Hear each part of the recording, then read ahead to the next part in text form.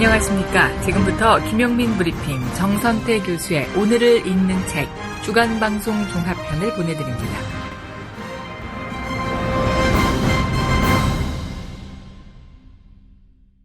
이제 화요일 방송분 함께 하시겠습니다. 오늘을 읽는 책 문학평론가인 국민대학교 국문학과 정선태 교수와 함께합니다. 국민대학교 한국어문학부 국어국문전공 정선태 교수님 함께하겠습니다. 교수님. 네, 안녕하세요. 예, 교수님 오늘 어떤 책 소개해 주시겠습니까? 네, 오늘은 좀 어렵네요. 조지아란 나라 혹시 들어보셨는지 모르겠습니다. 조지아란 나라요? 네. 그런 나라가 있습니까? 또 무슨 말씀 하시려고 그러세요? 아니요, 정말 모릅니다. 그런 나라가 있어요? 네, 옛날에는 소련, 구소련 시대는 그루지아라고 불렸었죠. 그루지아는 알죠. 예. 네, 맞아요. 예. 그루지아라고 불렸는데, 예. 그 후에도 한참 소련에서 분리 독립한 이후에도 예. 그루지아라고 불리다가 예. 그 나라 사람들이 이제는 그루지아가 아니라 조지아라고 불러달라고 했답니다. 그래서 이 조지아라고 불리는 나라입니다. 네. 조지아는 이제 흑해가 있는 나라죠. 그렇죠. 예. 흑해 동쪽 연안에 있습니다. 예. 우라살맥 동쪽이어서 유럽이라기보다는 아시아 쪽에 가깝다고 얘기해요. 그런데 교수님, 흑해가 정말 바다 맞습니까? 바다죠. 바다입니다. 바다예요? 네. 그게 좁은 해협으로 쭉 연결돼 있습니다. 그러네요. 보니까 터키 쪽으로도 연결돼 있고. 네. 예. 보스포러스 해협이라고요. 예. 쭉 연결돼 있어서 지중해로 이렇게 통합니다. 아이고 그렇군요. 그럼 네. 바다 그 물이 짜겠네요. 당연하죠. 예. 네. 카프카스에는 이렇게 갇혀 있는데 이 흑해는 해협으로 연결돼 있습니다. 네. 그 흑해 연안을 둘러싸고 여러 나라들이 있죠. 예.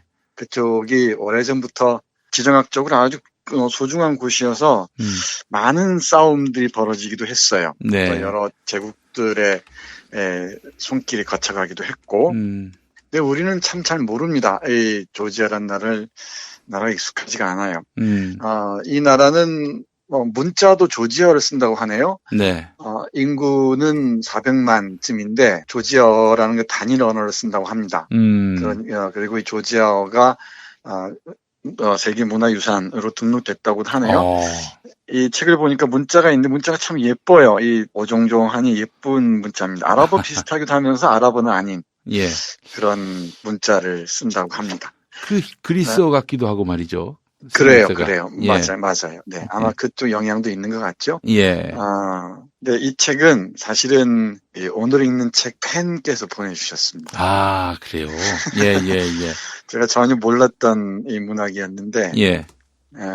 이 구름신발이라는 분이 이 엽서와 함께 저한테 보내주셨습니다. 이게 전합니다. 제가 인터넷 서점 들어가 보니까 양계농부 가브리엘과 그의 정원.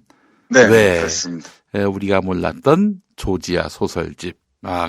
조지아란 나라의 이런저런 소설을 모은 책 같네요. 네, 그렇습니다. 제가 깜냥이 닿는 한 세계 전역에서 생산되는 소설들을 읽는다고 하는데 조지아 소설은 처음이에요. 그렇다면 교수님, 조지아가 어떤 나라인지 그 역사부터 살펴봐야 조지아 소설을 읽는데 어려움이 없을 것 같거든요. 네, 맞아요. 짧게만 소개해 드릴게요. 예. 이 조지아는 앞에서 잠깐 말씀드렸듯이 1991년까지는 소련 그 연방에 속해 있었습니다. 예. 그 전까지는 오스만 투르크나 이런 여러 제국에 손하기 위해서 이 고통스러워하다가 다시 구소련권에서 이 연방으로 있었고요. 그러다가 1991년에 소비에트 연방이 해체되면서 독립을 선언합니다. 그런데 독립을 선언하고 나서도 이 아파스 지역이라고 있다 그러는데요. 이 지역과의 내전이 끊이질 않았다고 합니다. 그리고 이 조지아 안에서도 여전히 독립파가 있는가 하면은 어떤 지역은 친러성이 강해서 이 러시아 쪽으로 붙으려고 하는 세력들도 있다고 합니다. 상상의 날개를 조금만 펴신다면은 우리의 경우 독립된 지, 해방된 지 70년이 넘었는데도 아직 그 식민지를 그리워하는 사람들이 있는 것과 비슷한 상황이라고 볼 수 있을 것 같습니다. 이런 상황에서 그 여러 내전을 거치게 되고요. 그 내전 속에서 많은 이산 가족이 또 발생하고 경제적으로도 어려움을 겪고 또 부패와 범죄가 만연하는 그런 상황을 겪고 오다가 이런 상황을 견딜 수 없다 보니까 2003년에 장미혁명을 통해서 이 쿠데타로 집권한 정부를 전복시켰다고 합니다.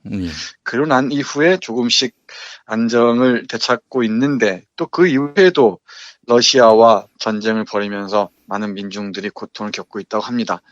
이런 상황에서도 조지아의 전통을 이어가면서 문학을 생산한 작가들이 있었고요. 또 이 조지아 쪽은 연극이나 영화가 상당히 발달했다고 하네요. 그런데 우리가 몰랐던 조지아 소설집에 실려있는 10편의 소설을 제 수준에서 가늠해 보자면 수준은 만만치 않은 것 같습니다. 상당히 잘 쓰는 소설들이에요. 그리고 러시아 문학이 세계 문학사에서 대단히 중요한 자리를 차지하고 있지 않습니까? 예. 그리고 이 구소련 하에서도 세계 문학은 다 러시아로 번역이 돼 있었고요. 그리고 이 조지아 사람들도 이 러시아로 번역된 세계 문학을 만났던 모양입니다. 그런 세계의 다양한 문학을 접하면서 문학적인 그 역량을 쌓아온 탓인지 1990년대와 2000년대 들어서 쓰여진 작품들이 주류를 이루고 있는데 작품의 밀도가 상당히 높아 보입니다. 제 나름대로 평가하자면 그렇습니다. 그렇군요. 네. 해서 저는 이 문학을 통해서 특히 소설을 통해서 제가 몰랐던 이 낯선 나라를 찾아가는 게 참 기쁜 일입니다.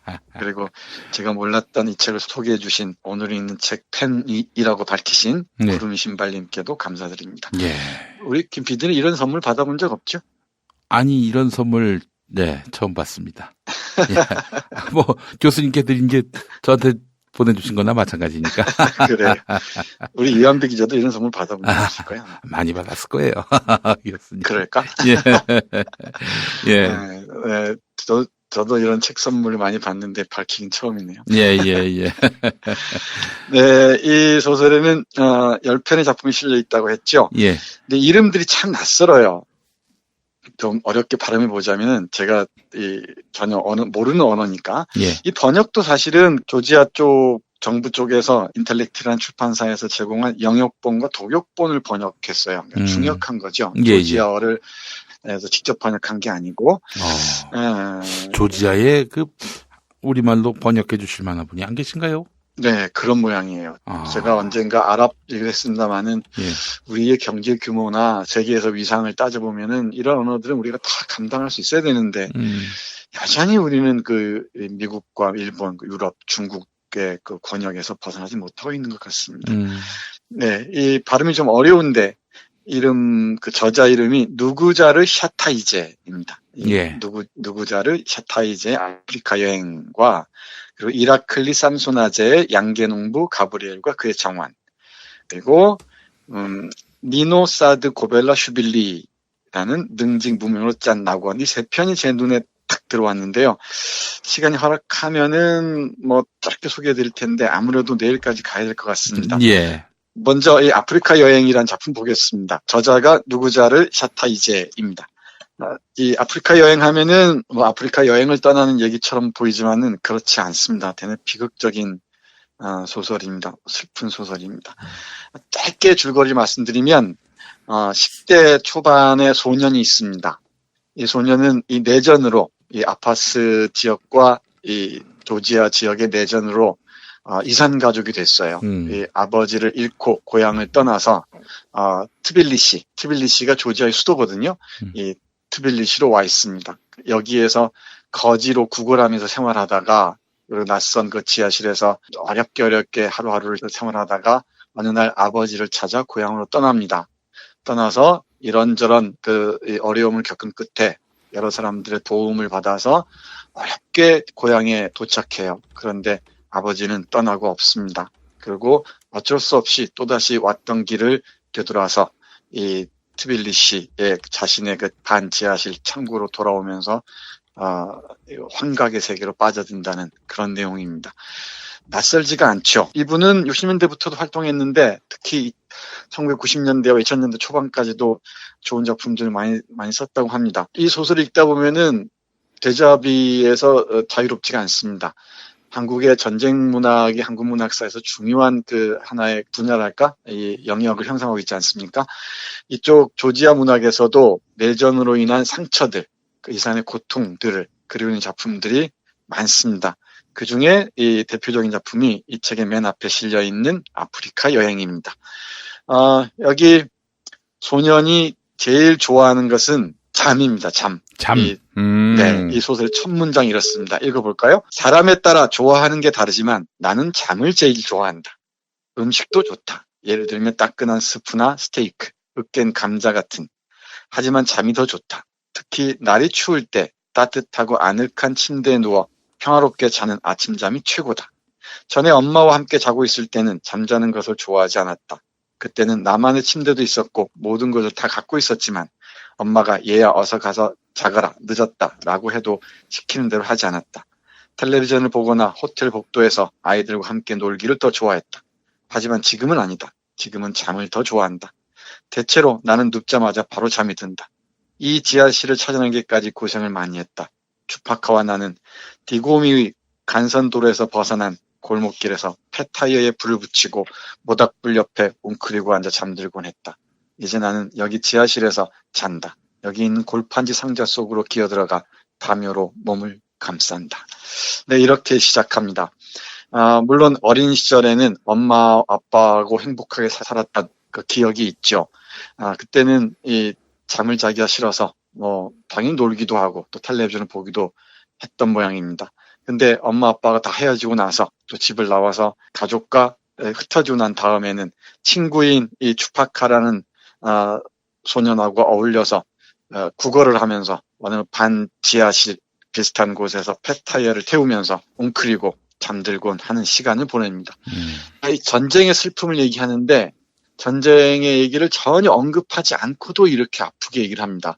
이 소설 읽다 보면은 이 이호철 선생의 탈향이라는 작품이 떠오르기도 하는데요. 예. 이런 그 소년의 삶의 고통을 통해서 이런 잠을 제대로 자지 못하는 이 소년의 고통을 통해서 전쟁이 얼마나 아픈 상처를 남기는지를 보여줍니다.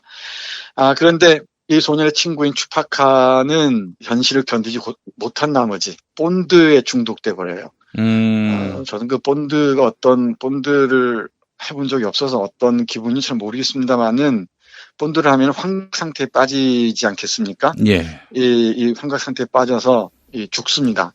친구가 사망해 버리는데 이 본드에 취한 환각 상태를 이렇게 묘사하고 있습니다. 이게 이 소설의 제목이 아프리카 여행인 이유이기도 합니다. 이걸 간파하지 못하시면은 작품의 제목이 뜻하는 바가 무엇인지 모르실 텐데요. 이 부분이 앞부분과 뒷부분에 배치되어 있습니다. 잠깐 볼까요? 예. 본드에 취해서 기분이 좋아지면 더는 춥지 않다. 아니, 사실은 더는 추위를 느끼지 못한다. 본드에 취하면 텔레비전을 보는 것 같아서 당신은 코끼리와 사자와 기린들이 어떻게 걸어 다니는지도 볼 수 있다. 짐승들은 걷고 또 걷고 당신은 그것을 지켜보고 있다. 정말로 아주 근사하다. 텔레비전보다 낫다. 어떻게 설명해야 할지 모르겠다. 그 동물들이 걷고 있을 때 당신은 멀리서 지켜보는 게 아니라 바로 거기에 함께 있다. 이따금 그들은 바로 당신 옆을 지나서 달려간다. 거리가 너무 가까워서 부딪힐 것처럼 스치고 지나간다. 그러면 당신은 그들의 냄새를 맡고 따뜻한 체온을 느낄 수 있다. 예를 들어 얼룩말이 어떤 냄새를 풍기는지 아는지. 말 냄새다. 코끼리들은 7마리, 8마리, 9마리씩 무리를 지어 다닌다. 코뿔소는 혼자 다니거나 둘씩 짝을 지어 다니지만 그보다 많지는 않다. 영양은 헤아릴 수도 없다. 이 문장이 바로 그 본드를 마시고 환각 상태에서 떠오르는 장면을 그리고 있습니다. 특히 이 추파카라는 소년이 이 추위를 견디지 못하니까, 고통을 견디지 못하니까 본드에 취하는 거죠. 본드에 취해서 이런 아프리카의 그 동물들, 여러 야생 동물들과 함께하는 그 환각 속에서 헤매게 되는 것입니다. 그러다가 중독이 돼서 죽어가는 그 상황을 묘사하고 있습니다. 예. 그러니까 이 장면을 보고서 소년인 나는 이래서는 안 되겠다 해서 어느 날 지하철 안에서 우연히 엄마와 닮은 사람의 눈길을 발견을 해요. 그리고서는 고향에 가야겠다라고 마음 먹고 자신이 어렵게 잠들고 있던 트빌리시를 떠나서 자기 고향으로 향합니다. 예. 고향으로 향하는 과정에 여러 가지 일들이 많이 있었겠죠. 식민지 지배 하에서도 그렇습니다만은 해방된 이후에도 내전 상태다 보니까 서로 지역 간의 이 차별이나 편견이 혹독했던 것 같습니다. 그러니까 조지아인과 이 아파시인들 사이에 이 혐오와 증오가 있었고요. 서로를 싫어하고 서로를 이 배제하고 이런 일들이 많았던 것 같습니다. 그래서 지금은 그 조지아가 아닌 아파스라는 내전을 벌였던 그곳으로 향하고 있는데 그 경계를 넘어가는 과정들이 상당히 그 고통스럽게 그려져 있습니다. 예. 그러니까 그곳을 넘어가기 위해서는 조지아에서 왔다는 걸 밝히면은 자기 고향에 갈 수 없으니까 네. 덩어리 흉내를 내기도 하고 아유. 그러면서 여러 그 마음씨 좋은 사람, 마음씨 좋은 할머니들의 도움을 받아서 자기 고향으로 갑니다. 그런데 고향은 처절하게 망가져 있고요. 거기 남아있는 사람들은 오랜 세월 그곳을 떠나지 않은 할머니밖에 없습니다. 찾았던 아버지는 온데간데 없이 다른 사람과 멀리 떠났다고 하네요. 그럼 우리 소년에게 남은 선택은 뭐 다시 그 자신이 살던 구걸하던 트빌리시로 돌아올 수밖에 없습니다. 여기에서 이 소년이 아버지를 그리는 장면 한번 보겠습니다. 문장을 한번 음미해 보시죠. 이 번역은 번역가로 아주 탁월한 김석희 선생님이 번역하셨습니다. 번역 문장도 상당히 매끈합니다. 잠깐 볼까요? 예. 아버지를 마지막으로 본 게 9년 전이었다. 그때 아버지는 병에 걸려서 고통에 시달렸고 헬쑥했다. 나는 아버지 큰 눈과 분노로 일그러진 입을 상상했지만 아버지 눈과 입과 얼굴이 모두 제각각 흩어져서 아무리 애를 써도 그것들을 하나의 얼굴로 모을 수가 없었다. 놀라운 일이지만 나는 무엇보다도 아버지 냄새를 기억했다. 그것은 담배 냄새, 시큼한 술 냄새, 그리고 또 다른 냄새였다. 이 냄새는 아버지의 옷과 책, 우리가 살았던 아파트에 배어 있었다. 나는 이 냄새를 좋아했다.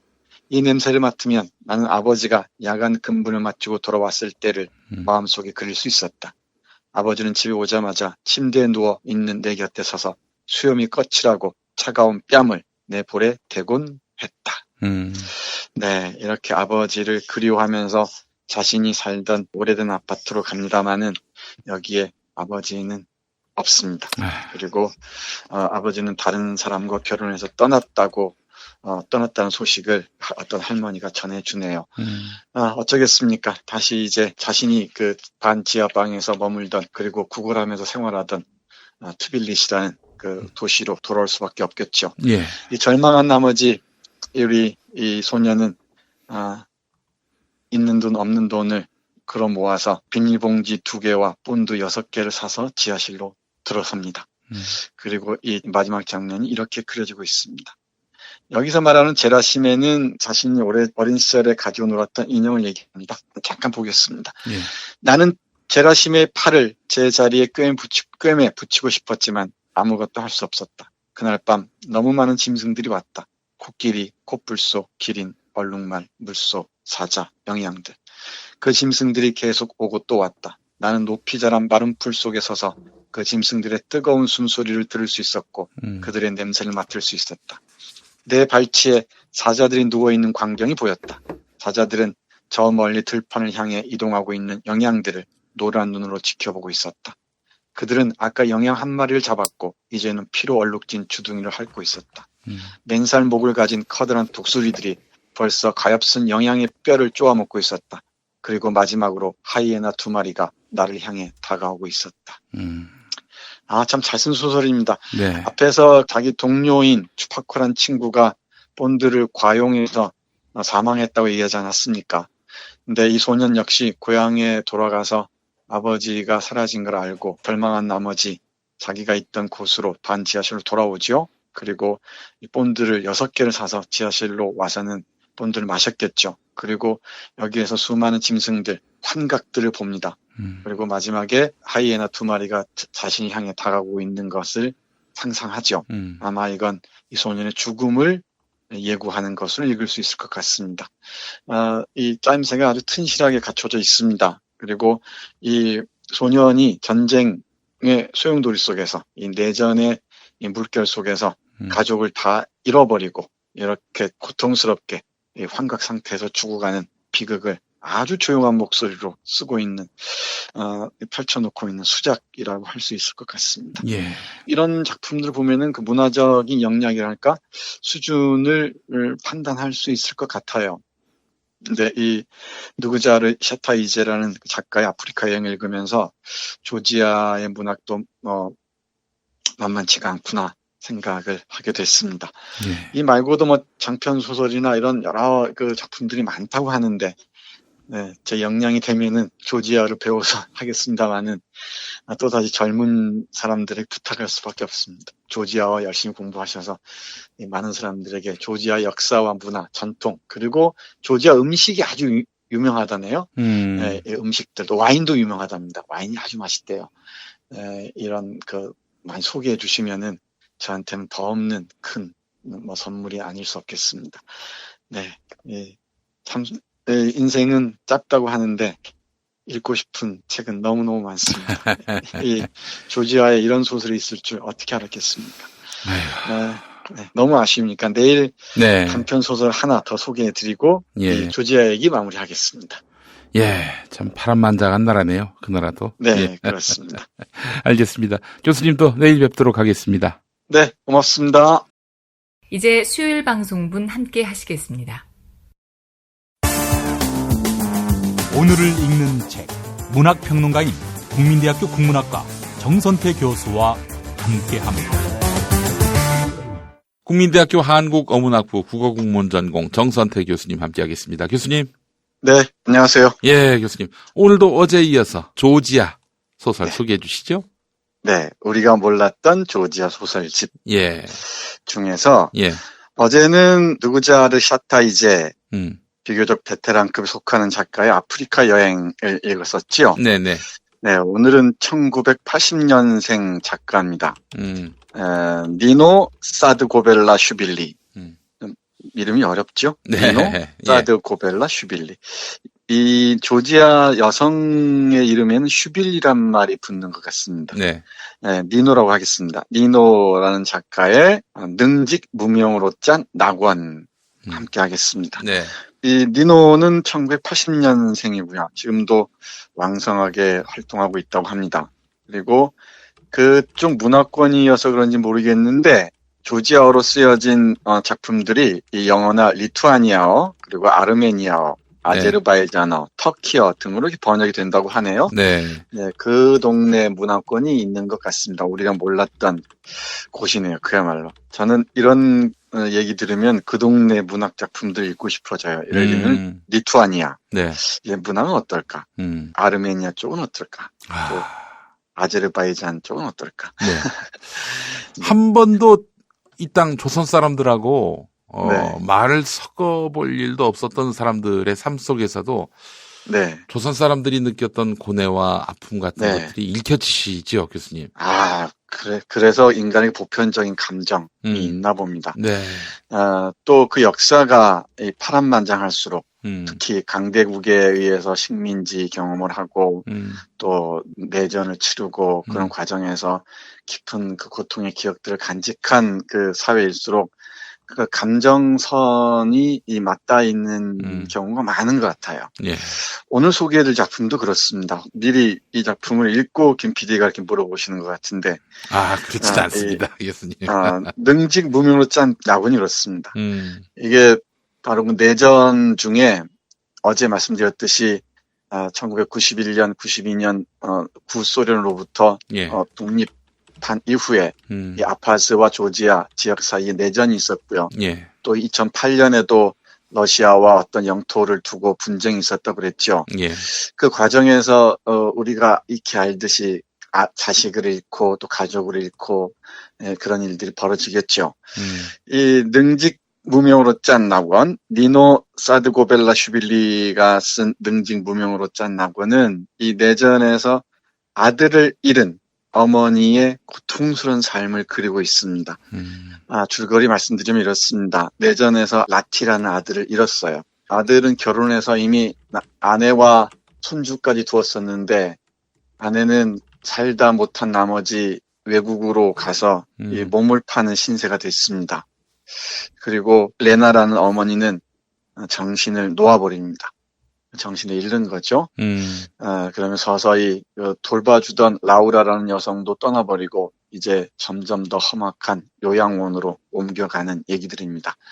그러니까 자식을 잃고 정신을 놓은 어머니의 이야기라고 정리할 수 있을 것 같습니다만은 왜 이런 얘기가 있답니다. 우리 삶에서 감당할 수 있는 그 이상의 고통이 다가올 때는 의식을 잃어버리거나 또는 정신줄을 놔버리고자 하는 심리적 반응이 있다고 합니다. 예. 그러니까 육체적으로 견디기 힘든 고통이 가해질 때 차라리 이 의식을 잃어버린다는 거죠. 심리적으로 그 고통을 감당할 수 없으니까 그걸 방어하기 위해서 의식을 잃는다 그러고요. 또 심리적으로 너무나 많은 여기서 자식을 잃거나 하는 고통들이 있지 않겠습니까? 또 며느리는 돈을 번다는 명목으로 매춘부가 되어버리고요. 이 손주는 돌아올 줄 모르고 자신은 점점 자신의 고통은 점점 깊어만 가고 이럴 때 정신줄을 놔버리는 거죠. 그러니까 우리가 흔히 하는 말대로 그러니까 미쳐버리는 겁니다. 이 미친 상황에서 서서히 이제 자신의 육체적, 정신적 건강은 추락해만 가겠죠. 그때 어떤 그 몸짓을 보이는지 이 소설을 보면은 한 문장 한 문장이 아프게 와닿습니다. 예. 이 소설은 영화로 만들어도 참 좋을 것 같다는 생각을 하는데 글쎄 어떨지 모르겠습니다. 첫 단락이 이렇게 시작됩니다. 여자는 낡은 가위를 이용해 능직 무명으로 된 작은 바지에서 다람쥐, 토끼, 야자나무를 오려냈다. 오려낸 다음에는 아주 조심스럽게 벽에다 붙였다. 여자는 저녁 내내 이 일로 시간을 보냈다. 손가락 끝을 이용해 무척 조심스럽고 꼼꼼하게 일했다. 가위질을 할 때는 자신도 모르게 입을 오므렸고 온몸을 같이 움직였다. 마침내 여자는 오리는 작업을 마무리했다. 어린 시절을 도려낸 바지를 불빛에 대어본 뒤 내던졌다. 그런 다음 차갑게 식어버린 차를 홀짝했다. 여자는 전화번호를 눌러 대화를 시작했다. 이렇게 시작됐는데 첫 단락에 모든 주제가 응축돼 있습니다. 예. 이 여자가 레나라는 라티라는 아이를 전쟁통에 잃은 어머니입니다. 이 어머니가 이 정신이 나간 나머지 이상한 행동을 하겠죠. 그 중에 집착한 행동이 뭐냐면요. 능직 무명으로 된 작은 바지를 오려요. 이 작은 바지가 아들의 바지입니다. 나중에 밝혀지지만 예. 아들의 작은 바지를 오려서 다람쥐, 토끼, 야자나무 문양을 만듭니다. 그리고 그걸 벽에다가 막 붙여요. 온 벽에다가 붙입니다. 하루 종일 그 일을 합니다. 예. 그러고 난 다음에 전화를 걸어요. 근데 이 전화를 거는데 산 사람에게도 전화를 걸고 죽은 사람에게 전화를 겁니다. 예. 그러니까 전화하는 행위를 흉내내는 거죠. 흉내내면서 혼자 내면에 쌓인 그 사연들을 쭉 털어놓습니다. 예를 들면은 전화를 걸더니 이 전화의 상대방은 죽은 사람이기도 하고 산 사람이기도 한데 직접 전화를 받거나 쌍방이 통화하는 게 아닙니다. 일방적으로 레나가 말하는 거죠. 이를테면요. 어떻게 지내? 내 엄마는 뭐 하셔? 여전히 신장이 안 좋으셔? 내가 보내준 옷은 잘 맞아? 내가 내 나이였을 때 입었던 옷이야. 그 옷을 입었을 때 난 한 송이 목련 같았지. 적어도 사람들이 내게 그렇게 말했어. 나도 잘 지내. 늘 그렇지 뭐. 이런 식입니다. 예. 이렇게 아들의 작은 바지를 오려서 온갖 문양을 만든 다음 다람쥐, 토끼, 야자나무 등 붙이고요. 그리고 살아있든 죽었든 여러 사람들에게 그냥 전화를 눌러서 온갖 사연들을 털어놓습니다. 그리고는 밤만 되면은 이 아들의 망령이 나타난다고 씁니다. 이 라티의 망령이 나타나서 이 어머니하고 대화를 나눠요. 그리고 이런저런 얘기를 쭉 또 얘기를 합니다. 어떻게 그 죽은 자식을 쉽게 잊겠습니까? 그러니까 어린 시절에 있었던 기억들, 엄마와 함께 했던 얘기들을 쭉 얘기합니다. 이를테면 이렇네요. 라티, 그래미로 소풍 갔던 일 기억나? 우리 둘이 노래도 부르고 산을 향해 이름을 소리쳐 부르며 메아리에 귀 기울였던 곳 말이야. 그리고 투세티도 기억나? 내가 3군데나 다쳐서 돌아왔던 일도? 뿔로 너 들이받았던 순양을 난 아직도 저주해. 그래도 아름다운 곳이었지. 내가 투세티 사투리를 내게 가르쳐 주던 일도 기억나? 이런 식입니다. 예. 이렇게 망령하고 이 망령이 그러니까 벽에 붙여놓은 그 능직 무명 바지를 오려서 붙여놓은 그곳에 오는 거죠. 그곳에 죽은 망령, 아들의 망령이 와 있으면 이런 얘기를 두런두런 주고받는 겁니다. 오래전에 김 PD가 생일이란 영화 봤다 그랬죠. 방송 보셨다 그랬죠. 예. 저 좀 늦지막히 본 셈인데, 저도 꽤 됐습니다만은, 참 절제된, 슬픔, 절대된 방식으로 슬픔을 표현했다고, 뭐, 제시 나름대로 생각을 했는데, 아들하고 둘이 봤는데, 마지막에는 정말 못 견디겠더라고요. 우리 전도연 씨가 연기한 그 수호의 네. 어머니, 그 슬픔을 억제하기 위해서, 얼마나 많은 고통을 감내합니까? 근데 결국은 그 슬픔들 다 털어놔야 마음의 아픔들도 좀 덜어질 텐데 예. 여기에 이 소설에 등장하는 라티의 어머니 레나는 여전히 다른 사람들에게 슬픔을 털어놓지도 못해요. 털어놔도 다른 사람들 잘 이해를 못합니다. 그런 상황들을 지금 지나고 있는 중입니다. 예. 그런데 이렇게 레나에게는 그러니까 아들의 작은 바지 능직 무명 바지를 오려서 만든 여러 가지를 붙여놓은 그 벽이 바로 낙원이라고 생각하는 거예요. 그래 그곳에 아들의 망령이 찾아오는 게 바로 그 살아남은 어머니 라티에게는 그게 낙원이겠죠. 그 모습을 쭉 그리고 있는 정말 잘 쓴 소설입니다. 다시 말씀드리지만 또 이런 과정에서 이 라티의 아내, 자신의 며느리는 다른 나라로 외국에 가서 매춘을 하고요. 자신을 돌보는 그 도우미 여성이 있는데요. 그 라우라나는 이 돌보미 여성은 어떻게든 라티의 이 고통들을 외면하는 포즈를 취합니다. 잘 이해를 못하는 것이겠죠. 예. 그리고 보이지 않는 사람들과 끊임없이 대화를 나눈다고도 했죠. 그 부분 잠깐 보겠습니다. 예. 레나에게는 전화도 있었다. 그래서 살아있거나 죽은 친척들에게 자주 전화를 걸어 이것저것 이야기했다. 때로 레나의 상태는 무척 나빠졌다. 레나 머리의 가장 깊은 구석에서는 뭔가 참기 어려울 정도로 윙윙거렸고 어떤 것도 소용이 없었다. 그러면서 온몸에 경련이 일어났고 그 순간 레나는 이제 이 비열하고 눈에 보이지 않는 밧줄이 마침내 끊어져 자신을 둘러싼 모든 것에서 풀려날 수 있으리라고 생각했다. 이 비열하고 눈에 보이지 않는 밧줄이 끊어져서 자신을 둘러싼 모든 것에서 풀려날 수 있었으면 하고 바랬겠죠. 그럼에도 살아있다는 자체가 저주여서 이 고통은 계속 이어지는 모양입니다. 그런데 이런 와중에 그 아들의 친구였던 이 렉소라는 그 젊은이가 찾아옵니다. 예. 찾아와서 이제 아주머니하고 이런저런 얘기를 나누는데 이 렉소의 긴 대화에서 우리의 이 소설의 핵심들을 읽어낼 수가 있습니다. 잠깐 볼까요? 예. 라티와 내가 얼마나 맥주를 즐겨 마셨는지 아세요? 보고 싶었어요, 레나 아줌마. 아줌마가 방벽에 붙여놓은 게 뭔지 늘 궁금했었어요. 능직 무명으로 만든 토끼와 다람쥐들 말이에요. 물론 내 마음에 들어요. 거기 누우면 거기 서 있으면 내내 궁금해져요. 이게 뭘까? 이 조그만 것들은 다 어디에 쓰이는 걸까? 그래서 라우라에게 물어봤더니 아줌마의 그 귀여운 비밀에 대해 말해주더군요. 라티가 어릴 때 입었던 바지로 만든 거라면서요? 말해봐요, 레나 아줌마. 다 하나씩 오린 거예요? 굉장하군요. 정말 대단해요. 레나 아줌마. 아줌마 손에 입을 맞춰야겠어요. 근데 그게 뭐였죠? 낙원이라고요? 아주머니 집이 왜 그렇게 좋을까 늘 궁금했었는데 바로 그 안에 있는 낙원 때문이군요. 레나 아줌마, 방금 내게 얼마나 멋진 말씀을 하셨는지 모를 거예요. 내가 어딘가에 내 낙원을 오려놓을 수 있다면 나도 기꺼이 거기 머무를 텐데. 이제 그만 가봐야 해요, 레나 아줌마. 라티의 영혼에 맹세컨대 아줌마를 괴롭히는 사람이 있으면 말씀하세요. 내가 후회하게 해줄 테니까요. 난 이제 가요. 걱정하지 말아요.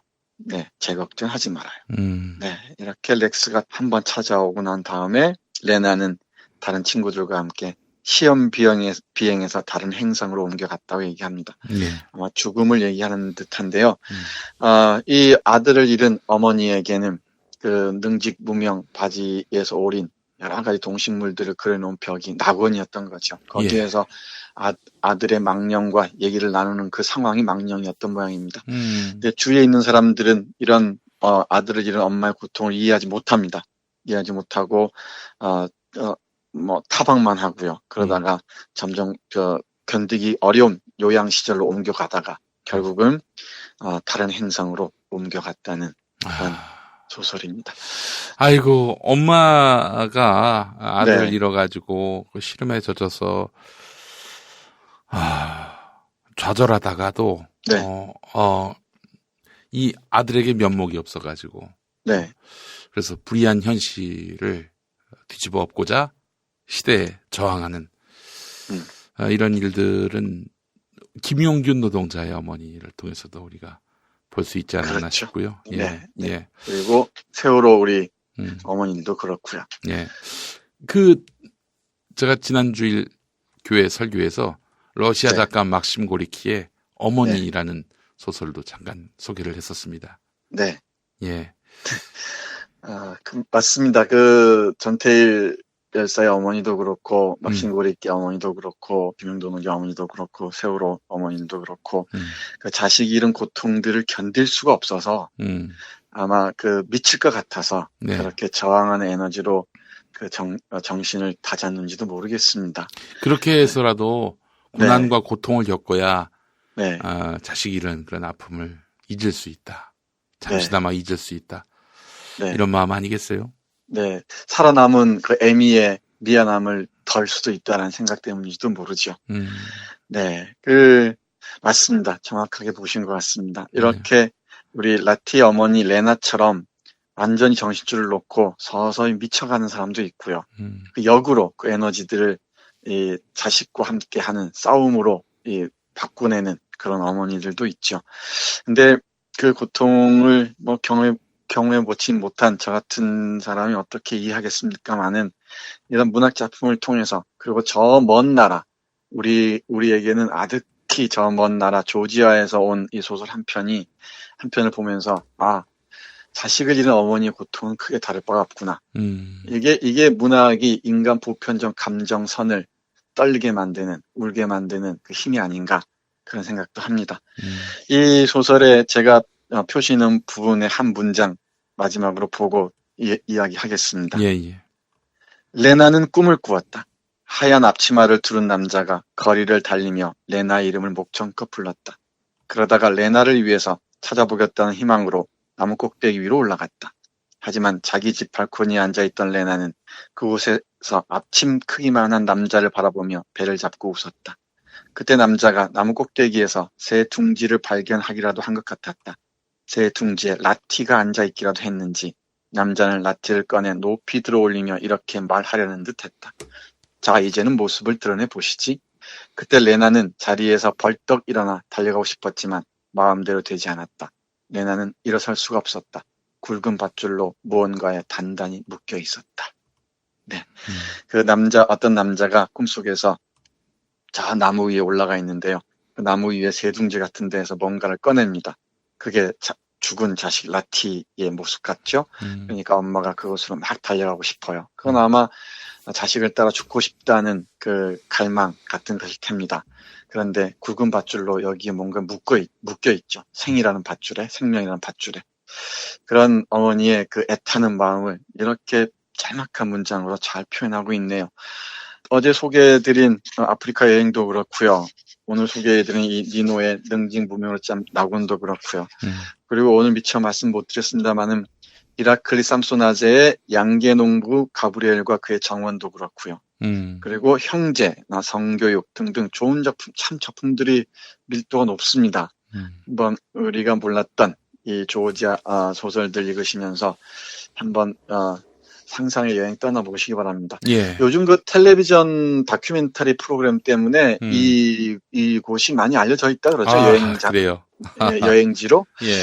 네, 혹시 만에 하나 이런 곳 조지아로 그리고 흑해 연안으로 여행 떠날 기회가 있으시면은 우리가 몰랐던 조지아 소설집 한 권 가방에 넣어서 가십시오. 그러면은 그 동네에 가서 그곳에 가서 읽는 그 소설의 맛은 또 전혀 다릅니다. 그리고 느낌이 완전히 다르게 와닿습니다. 문장 하나하나도 전혀 다른 표정으로 우리와 마주할 테고요. 이 소설에 실린 10편의 작품들 뭐 하나 빼놓을 수 없을 정도로 수준이 뛰어난 것 같습니다. 예. 그리고 또 우리 김 PD가 좋아하실 법한 야한 소설도 있습니다. 아유, 또 말씀해 주셔야죠, 그거를. 그냥 넘어가시려고 하십니까? 나는 못하네요. 그래서 21세기 그 조지아 젊은이들의 성풍속이랄까요? 사랑의 풍속도를 그린 작품도 있고요. 예. 네. 그리고 대단히 의식의 흐름 기법으로 쓴 조금 난해해 보이지만은 의미 있는 작품들도 있습니다. 예. 이런 어렵게 번역된 이 작품들, 한국 문학번역원에서 지원을 받아서 번역했다고 하는데 이런 프로젝트들은 우리가 적극적으로 관심을 보여야 하지 않을까 싶습니다. 예, 알겠습니다. 자, 교수님, 조지아 한번 가보고 싶네요. 네. 이런 네. 문학 작품 하나 때문에 그 나라에 대한 네. 그런 관심과 또 애정이 생긴다면은, 이거는 문학은 정말 자산이에요. 네, 정말 이게 인류 보편의 자산이죠. 이런 문학 작품 하나, 소설 몇 편 읽고, 우리가 직접 가보지 못한다 하더라도, 이 상상 여행을 떠나는 것만 하더라도 지도를 펼쳐놓고, 네. 그걸로도 충분하다고 생각합니다. 그리고 조지아라는 작은 나라의 그 역사와 문화, 풍속들을 함께 공부하면서 또 우리 안에 있는 조지아 모습을 또 거꾸로 떠올려 볼 수도 있겠죠. 네. 알겠습니다. 자, 교수님 오늘 좋은 책 소개 감사합니다. 네, 고맙습니다. 이제 목요일 방송분 함께 하시겠습니다. 오늘을 읽는 책, 문학평론가인 국민대학교 국문학과 정선태 교수와 함께합니다. 국민대학교 한국어문학부 국어국문전공 정선태 교수님 함께하겠습니다. 교수님. 네, 안녕하세요. 예, 교수님. 요즘 심재철 유시민 심재철 논쟁 어떻게 보셨는지 너무 궁금합니다. 비슷한 시기에 그 학교 다니시지 않았는지 싶고요. 좀 늦죠. 왜 저를 그렇게 노인 취급하십니까? 아니, 누가 유시민 이사장을 노인이라고 얘기합니까? 그렇긴 하네요. 예. 유시민 이사장이 저보다 5년 선배인가요? 그럴 겁니다. 예. 네. 그럼 훨씬 어리시네요, 교수님. 어리시네요. 어리신 겁니다. 젊습니다. 그 당시에, 네. 아주 한참 뜨거웠던 시기 아니었습니까? 그 시기에, 네. 심재철, 유시민의 선택. 어떻게 후배들은 봤는지 너무 궁금합니다. 글쎄요. 잘은 몰라요. 잘은 모르는데, 심재철이 학생회장이었죠? 네. 심재철의 서울역 회군이 결국은 광주의 그 학사를 낳았다고 얘기하는 사람들이 종종 있어요. 네. 네, 저도 거기에 일정 정도 동의하는 편이고요. 근데 요즘 그 논쟁 아닌 논쟁이 벌어지는 걸 보면서 참 심재철 씨 추하게 늙는구나 싶어요. 예. 근데 심재철 씨뿐만 아니라 예. 어제 뉴스를 얼핏 보는데 한성교 씨 얼굴을 보니까 어떻게 저렇게 나이가 들 수가 있지 싶어요. 근데 그 양반 술 많이 마셔가지고요.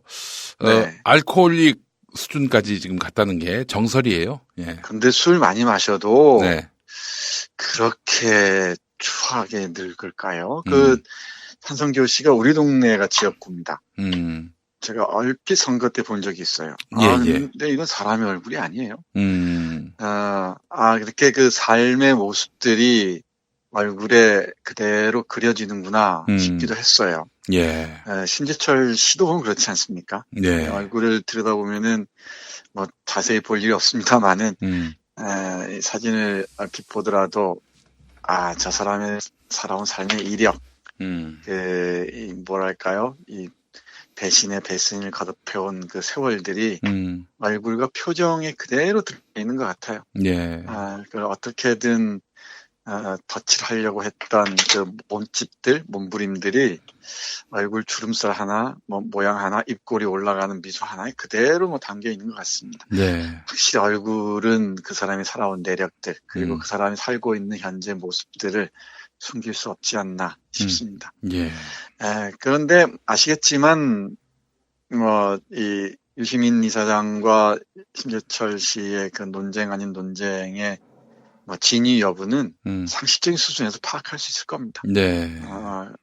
윤호중 씨도 뭐라고 했더군요. 네. 그러니까. 네. 그게 아마 사실에 가깝지 않을까 싶어요. 근데 이런 건 논쟁 아닌 논쟁입니다. 심재철 씨가 어떻게든 하나 잡아서 자기의 뭐랄까요 이름을 조금이라도 알리고 싶은 모양인데 그 사람이 해온 짓거리들 보십시오. 네. 최근까지. 네. 그러면 무르나 마나 한 겁니다. 네. 이건 뭐 노이즈 마케팅을 하는지 뭘 하는지 모르겠습니다만은, 네. 이거 인간이 할 짓 아니에요. 예. 네. 인간이 할 짓이 아니다. 요걸로 딱 정리하겠습니다. 네. 예. 알겠습니다. 자, 교수님 오늘 어떤 이야기 해볼까요? 네, 오늘은 사실 어제 뉴스를 들으면서 유엔 생물 다양성 그 보고서가 나왔다고 하네요. 네. 하면서 그 보고서에 따르면 이 30년 후면은 우리 지구가 생태계가 준 선물을 누릴 자격이 없어질 것이다. 정말 급속도로 멸종하는 동물들이 늘어나면서 지구의 위기가 본격적으로 닥칠 것이다. 라는 보고서가 있었어요. 그래서 그 보고서에 어울리는 작품을 머릿속에 새겨놓고, 예. 이제 그 책 제목이 어슐러 르긴의 세상을 가리키는 마른 숲인데요. 그 책 SF 소설을 소개해야겠다 싶었는데, 예. 제가 요새 금단 현상 때문에 잠을 제대로 못 잡니다. 해서 예. 새벽에 잠이 깼어요. 한 네. 3시 반쯤. 예. 깨고 보니까 또 우리 EPL 축구를 한다네요. 바르샤하고 리버풀하고 하는 축구를 재밌게 봤습니다. 네. 그리고 깜빡 졸았어요, 또. 예. 졸고 나서 그 책을 찾아보니까 그 책이 눈에 안 띄어요, 지금. 그래서 그 책은 발견하는 즉시 소개해드리도록 하고, 네네. 제가 지난주에 우리 동네에서 우리 동네 주민들하고 함께 읽은 책 중에 하나, 네. 예, 나지브 마우프즈, 이집트의 대작가죠. 대작가의 우리 동네 아이들. 라는 네. 장편 소설을 오늘과 내일 2번에 걸쳐서 소개해드리겠습니다. 아, 우리 동네 아이들. 네. 예, 우리 이집트. 동네 아이들. 네. 이집트의 작가는 참 낯설죠, 우리들에게는. 예. 네, 정확히는 나집 마우프즈 이렇게 발음하는데요. 네. 이 나집 마우프즈는 이집트를 대표하는 작가일 뿐만 아니고, 이 노벨 문학상을 수상하면서 세계적인 작가로 떠올랐습니다. 예. 대표적인 작품으로는 우리 동네 아이들을 포함해서 미다크 골목이 번역되어 있고요. 오래전에 번역되어 있습니다만은, 그리고 궁전 새끼, 욕망의 궁전 등등 중요한 작품들이 많이 있습니다. 그리고 이 아랍어로 쓰는 그 아랍어 문학권에서는 이 나집 마우프즈 상이 아주 유명한 상으로 알려져 있습니다. 이 1988년에 이 최초 그 아랍어권 작가로서는 최초로 그 노벨 문학상을 수상해서 아주 유명해졌죠. 그 시점을 계기로 우리나라에도 나집 마우프즈의 작품들이 알려졌습니다. 예. 그 중에 가장 유명한 작품이 바로 오늘 소개해드릴 우리 동네 아이들입니다. 우리 동네 아이들 하면 딱 떠오르는 게 뭐예요, 김 PD? 우리 신재철, 이렇게 누굽니까? 한성교. 예. 이런. 저희 동네는 표창원입니다. 그래도 조금 낫네요. 예. 그 동네마다 어떤 그 지역구 의원을 두느냐에 따라서 참 사람들이 많이 달라져요. 표정이 많이 달라집니다. 이은재 의원 지역구는 아마 굉장히 참담할 거예요. 교수님은 한선교 아닙니까? 한선교. 부끄러워 죽겠습니다. 그런데요. 예. 이 선거 때마다 얘기를 듣는 건데 예. 한성교 의원이 그렇게 여성 유권자들한테 인기가 많대요. 아, 그래요? 네. 오. 이게 범접할 수가 없을 정도라고 얘기를 하던데. 예. 그게 예. 옛날에 방송인이 누렸던 인기의 여파 때문인지 어쩐지 모르겠습니다만은, 혹자들에 따라서는 넘을 수 없는 벽이라고 얘기도 하고 그래요. 아, 그래요? 네, 그게 참 이해하기가 어렵습니다. 아니, 뭘 보고 그 양반한테 호감을 가질까? 아니, 사실 아나운서 그만두고 나왔을 때는 그렇다 치더라도요, 요새 몰골을 보면은, 거의 이 양반은, 그래서 외모 갖고 이야기하는 건 좀 그렇지만은, 그런데 이게 아니거든요. 아니, 어떤 유권자가 그렇게 호감을 표시하는지 그림이 안 그려집니다. 예. 네. 부끄러우니까 우리 동네 얘기 그만하고. 예, 알겠습니다. 네. 이 책 우리 동네 이야기 아이들 한번 보겠습니다. 네. 되게 우리 동네 아이들 하면은 우리 뉴키즈 온 더 블럭이라는 오래전에 밴드가 있었죠. 그렇죠. 예. 네. 아시는지 모르겠는데. 밴드인가요? 밴드는 아닌 것 같은데. 아이돌. 예, 아이돌. 예. 예. 네, 뉴키즈 온 더 블럭입니다. 네. 그게 우리 동네에 예. 새로 나타난 아이들 이런 뜻 아니겠습니까? 예. 근데 뉴키즈 온 더 블럭이 떠오르기도 하는데 여기서 우리 동네 아이들은 예. 우리 김 PD가 아주 좋아하는 사람들입니다. 예. 아담. 모세. 그다음에 예수. 예. 그리고 모하메드. 아이고, 뭐, 다 모이셨네. 예. 네, 다 모이셨습니다. 여기 이집트가 어떤 새로운 문명, 인류 문명의 발상지 중에 하나, 아닙니까? 그리고 그 근처에 그 이집트에서 이 예루살렘으로 이어지는 요 지역에 어떤 기독교와 유대교와, 이슬람교가 다 탄생했던 곳이기도 하죠. 그리고 그 이집트와 가까운 예루살렘이 유대교, 이슬람교의 성지이기도 하고요. 잘 아시다시피. 해서 그 지점에서 태어난 종교의 의미를 이 소설을 통해서 알레고리로 한번 보여주고자 했던 것 같고요. 그리고 이집트가 정치적으로 대단히 복잡다단한 과정을 거칩니다. 사다트부터 무바라크 그리고 현재 이르기까지 이 쿠데타와 반쿠데타 이런 독재가 계속 이어졌고요. 정치적으로 혼란이 계속돼 왔어요. 그리고 1952년 그 왕정을 업고 공화제 혁명이 시작되는데 이 혁명 이후에 찾아온 또 반동이 있지 않았겠습니까? 예. 그리고 이 혁명 세력들의 타락. 이걸 보면서 나집 마하푸즈가 이 소설을 썼다고 해요. 1959년에. 이러면서 이 종교에 대한 비판, 이렇게 종교를 두고 싸우는 그 세력들에 대한 비판과 그리고 정치적 혁명 세력에 대한 우회적 비판을 아우르기 위해서 이 작품을 썼다고 하는데 그 역사적 맥락과 종교의 그 의미, 종교의 탄생 과정들을 상식적인 수준에서만 이해하고 있으면은 이 소설을 참 재밌게 읽을 수 있습니다. 알레고리라고 했으니까 좀 우회적으로 얘기를 했겠죠. 예. 여기 보면은 아담은 아드함이란 이름으로 등장하고요. 네. 이 모세는 자발이라는 이름으로 등장합니다. 그리고 예수는 리파라는 이름으로 등장을 해요. 그리고 모하메드는 까심이라는 이름으로 등장합니다. 그리고 그 각각의 종교가 내세우는 이 슬로건이랄까요? 핵심 메시지가 무엇인지도 이 사람들을 통해서 하나씩 볼 수가 있습니다. 이 배경은 물론 이집트 카이로 어떤 동네인데 그 동네 이름을 자발라이라고 하고요. 네. 이 자발라이를 지배하는 하느님이 자발라이이기도 합니다. 그리고 에덴 동산을 의미하는 게 대저택. 그러니까 이 에덴 동산을 중심에 두고 그 동네가 형성됩니다. 동네가 자발라인데 여기에서 이제 이러저런 그 구역들이 생겨나요. 구역들에서 이를테면은 여기는 아담의 구역, 예수의 구역, 여기는 모하메드의 구역 이런 식으로 나뉘는 거죠. 각각의 동네 아이들이 이제 서로 옳다고 싸우고 어쩌고 하는 얘기들입니다. 제가 어쩌고라고 말씀드린 이유는 소설의 줄거리를 한마디로 정리하기가 쉽지가 않습니다. 그래서 정말 재밌고 흥미진진하고 어렵지 않은 소설입니다. 그러니까 새로운 아랍어 소설도 한번 만나시고요. 네. 그리고 이집트 소설도 한번 보시고 그리고 나집 마하푸즈라는 대작가도 한번 만나보시고 그러면서 종교와 이 이집트의 역사도 우회적으로 한번 만나보시는 그 계기를 이 책에서 이 소설 우리 동네 아이들에서 찾을 수 있지 않을까 싶습니다. 재미있는 책들은 잠깐 그 말이 단어가 안 떠오르는데. 네.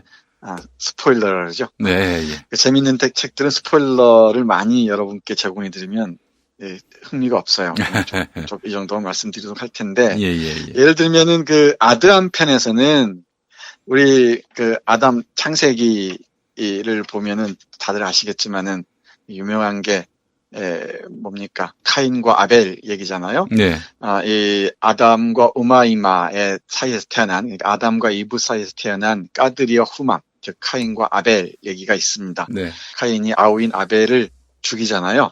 이 죽이는 장면을 이렇게 흥미진진하게 묘사하고 있는데 이 장면은 아마 이집트 역사에서 일어났던 혁명과 반혁명 그리고 쿠데타 이런 문제들이 응축돼 있지 않은가 싶어요. 그 부분 잠깐 읽어보겠습니다. 예. 그는 동생의 발목을 잡고 질질 끌어서 구덩이로 끌고 갔다. 여기 그는 카인이고요. 그러니까 성서로 얘기하자면 그리고 동생은 아벨입니다. 이 소설의 인물로 얘기하자면은 그는 까들이고 이 동생은 후맘입니다만은 계속 볼까요? 그는 탄식하며 동생의 얼굴을 한번 바라보고 잠시 머뭇거리다 그 주검을 흙으로 덮었다. 그는 잠시 하던 일을 멈추고 질밥의 소매로 얼굴에 흐르는 땀을 닦았다. 이 질밥은 아랍 쪽 사람들이 입는 의상, 옷입니다. 눈에 띄는 모래의 핏자국은 모두 흙으로 덮었다. 탈진해서 바닥에 쓰러져 누웠다. 몸에서 힘이 다 빠져나간 것 같았고 울고 싶었다.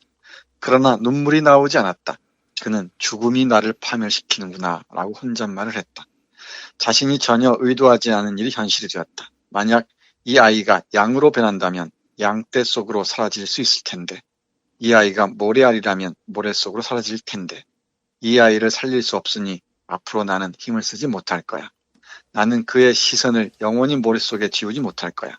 내가 묻은 것은 생물도 무생물도 아니야. 내 손으로 그렇게 만들었다니. 네, 이게 카인과 아벨의 이야기, 이 모티프는 성수로 따지면은 대략 한 페이지도 안 되는 짧은 분량이잖아요. 예, 예. 이게 인류 그 서사 문학사에서 정말 중요한 모티프를 제공하죠. 여러 작품들에서 변주가 됩니다. 한국 문학에서 보자면 이 황순원의 카인의 후예라는 작품이 딱 떠오르는데요. 카인이 의도했든 의도하지 않았던 이 아벨, 자기 동생을 죽인 건 성서에서 볼 수 있는 분명한 구절이죠. 그리고 이 카인이 끝없이 그 자신의 죄를 안고 방랑할 수밖에 없었다는 것인데, 자신이 지은 죄를 끊임없이 의식하면서 떠도는 카인의 모습들은 이 그림으로도 잘 표현되어 있습니다. 한번 구글에서 이 카인이라는 그림 찾아보시면 알 텐데, 자신의 가족들을 태우고 끝없이 방랑할 수밖에 없는 카인의 운명이 있는데, 예. 이런 그 죄를 저지르면은 물론 하느님이 카인을 건드리지 말라고 얘기합니다만은 끝없이 자기 반성 속에서 끝없이 헤매는 게 맞을 터입니다.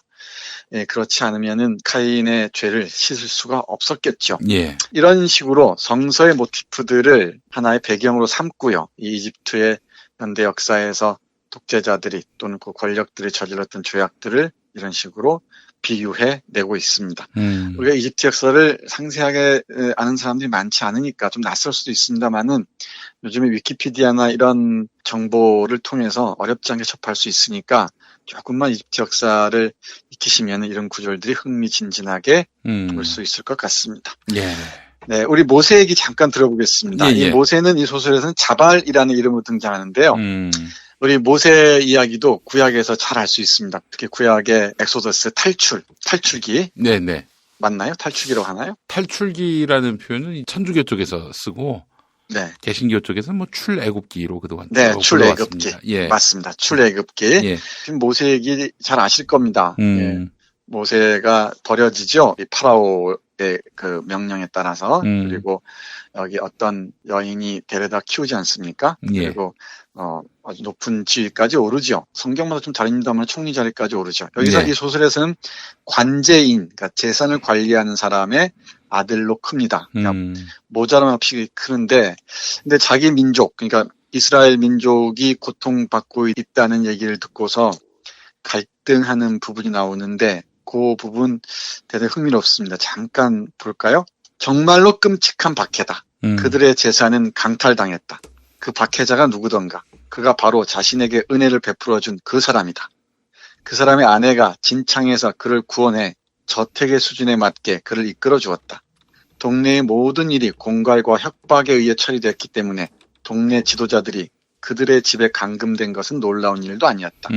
우리 동네는 단 하루도 바람잘 날이 없었다. 동네는 아드람과 우마이마가 대저택에서 쫓겨난 이후 이것을 숙명으로 걸머지게 되었다. 자발라이, 여기 자발라이가 하느님입니다. 예. 그것을 모르세요? 당신의 침묵이 길어지면 길어질수록 불의가 점점 더 지독해지는 것 같습니다. 언제까지 침묵하실 겁니까? 자발라이. 남자들은 집에 갇힌 죄수고 여자들은 집 밖을 나서면 조롱당하는 대상입니다. 그리고 저도 묵묵히 멸시를 당하죠. 동네 사람들이 웃는 게 정말 이상해요. 그들은 어떻게 웃을까요? 그들은 승자가 누구든 강자가 누구든 그에게 환호를 보내고 몽둥이 앞에 납작 엎드려요. 그들은 마음속 깊이 감추어둔 두려움을 보이지 않기 위해 그렇게 하는 겁니다. 우리 동네에서는 밥 먹듯 멸시를 당해요. 언제 몽둥이로 머리를 맞을지 아무도 모르거든요. 이렇게 갈등하는 모세의 모습이 그려지고 있네요. 그러니까 자신을 키워준 이집트 사람들이죠. 그러니까 이집트의 그 고위 신분에 있는 그 집에서 나와서 이제 이스라엘 민족으로 돌아가기 위한 그 과정 중에 하나입니다. 이 모세 갈등 중에서 딱 우리의 눈길을 사로잡는 구절이 있죠. 자발라이, 그러니까 하느님, 주님, 그것을 모르십니까? 당신의 침묵이 길어지면 길어질수록 불의가 점점 더 지독해지는 것 같습니다. 언제까지 침묵하실 겁니까? 남자들은 집에 갇힌 죄수고 여자들은 집 밖에 나서면 조롱당한 대상입니다. 5절입니다. 예, 예. 그런 얘기를 많이 하죠. 예. 왜 하느님은 이렇게 불의가 판을 치는데 침묵하고만 있는지. 그 오랜 주제였어요, 사실은. 네, 왜 그럴까요? 그 얘기를 좀 듣고 싶어요. 저는 왜 저렇게 그 하느님, 예수님을 빙자해서 온갖 불의와 이 타락이 끝간대를 모르고 우리를 괴롭히는데 왜 예수님과 하느님은 침묵하고 있는지. 저는 그 질문에 뭐라고 대답하시겠습니까? 저는 이제 그동안의 구약의 하나님은 네. 힘을 과시했던 하나님이었는데 네. 그 바벨론 포로기 이후에 네. 500년 동안 그 이른바 예언자들, 선지자들 한 명 없고, 그러니까 사실 네. 예언자나 선지자가 신의 목소리를 대변하는 그런 일을 하는 존재였는데 그들이 싹 사라졌고요. 500년 후에 예수가 왔어요. 예수가 와서 뉴 테스트먼트, 새로운 네. 계약을, 약속, 네. 신약을 네. 예, 내놓고 그러고 난 뒤에는 일체 이 지구상에 자기 목소리를 내지 않는 거죠. 침묵하고 있는 건데 그전에는 강자의 신이었다면 그 이후로는 약자의 모습으로 바뀐 신이 된 게 아닌가. 그러면서 저는 사실 그 엔도 슈사쿠의 침묵이라는 소설을 네, 침묵. 네. 이야기하지 않을 수 없는데 아니 그 신자들이 다 죽어가는 속에서도 왜 신은 끝까지 침묵하는가? 예, 이 주제에 좀 더 많이 다가가 있지 않겠는가? 그러면서 또 세월호 때 300명이 물에 가라앉는 속에서 왜 신은 단 한마디도 하지 않는가? 네. 이게 또 신학적 주제이기도 했습니다. 네, 맞아요. 그러니까 이사야나 예레미야나 그런 선지자가 사라진 이후, 사라졌다고 막 표현해야 되나요? 네. 예수 이후까지 500년 동안 새로운 계약을 몇 가지의 그 공백이 컸던 모양이죠. 네. 그 엔도 슈샤쿠의 침묵은 뭐 걸자로 꼽힙니다만은 사실 그래요. 대형 교회 목사들의 저 정말 입에 담을 수 없는 언어들 그리고 행동들, 저를 가만히 보고만 있는 그리고 그 모욕을 당하는 그 예수나 하느님이 참 가끔씩은 야속하기도 해요. 네. 또 어찌 보면 무력해 보이기도 하고. 근데 그걸 또 침묵하는 하느님이나 예수님을 두고서 끝없이 또 악용하지 않습니까? 그렇죠. 그들은 지금 그들이 이야기하는 신은 구약의 그 하나님이에요. 이미 목소리를 낮추고 약자 편에 서서 약자가 돼버린 그 하나님과는 무관한 하나님을 그들은 얘기하고 있다고 저는 봅니다. 예. 이게 하나님의 속성이랄까 이게 다르다고 보시는군요. 예. 네, 알겠습니다. 달라졌다고 혹은 뭐 네. 하나님이 태세를 바꿨다든지 이렇게 저는 사실은 좀 보고 싶습니다. 좀 어려운 주제 중에 하나가 되겠네요. 네네. 네, 좀 모세의 고민이 남의 고민 같지 않아서 네, 여러분께 잠깐 소개해드렸습니다. 네. 이런 문장들이 참 많아요. 이 모세가 결국은 이 함단 구역이라는 이스라엘 민족 동네로 보이는 그곳에 와서 전사가 되어가는 과정을 볼 수가 있습니다. 물론 이제 그 애굽, 그러니까 이집트를 벗어나는 모습까지는 그려지고 있지 않습니다만은 그 우의적이어서 상상은 충분히 할 수 있습니다. 오늘 마지막으로 리파 예수를 그리고 있는 부분인데요. 아담은 풍요롭고 행복한 삶을 간절히 바랐다고 리파 예수는 바라보고 있고요. 그리고 모세는 행복하고 충만한 삶을 위해서 재산에 대한 자신의 권리를 요구했다고 합니다. 네. 사발은 균등하게 재산을 나눠야 한다고 얘기했다고 하는데 네. 예수가 바랐던 것은 우리 인간 속에 잠재해 있는 악령을 어떻게 할 것인가 라는 문제였다고 합니다. 네. 그 부분만 잠깐 보겠습니다. 네. 공정하게 해야 하니까. 예. 아담과 모세와 예수를. 예. 자, 우리 이 소설에서는 리파라고 등장하는 예수의 목소리 잠깐 들어보겠습니다. 예. 우리는 재산이 모두에게 분배되지 않으면 아무도 이런 삶을 누릴 수 없다는 잘못된 생각을 갖고 있어요. 그래서 각자 자신의 몫을 받아 충만하고 행복한 삶을 얻기 위해 고생도 마다하지 않죠. 그런데 재산이 없어도 그런 삶을 영위할 수 있다면 재산은 한갓 보잘것없는 거죠. 원하는 사람은 누구에게나 가능한 일이에요. 바로 이 시각부터 우리는 풍요로워질 수 있어요. 그러니까 이 아버지 샤피라 등장하는데 아마 요셉이겠죠. 요셉이 왜 그렇게 너는 우리의 평온한 삶을 뿌리치고 무당이 되려고 하느냐. 무당이란 말이 나옵니다. 예. 무당이 되려고 하느냐. 그러니까 우리 또 리파 예수가 이렇게 말합니다.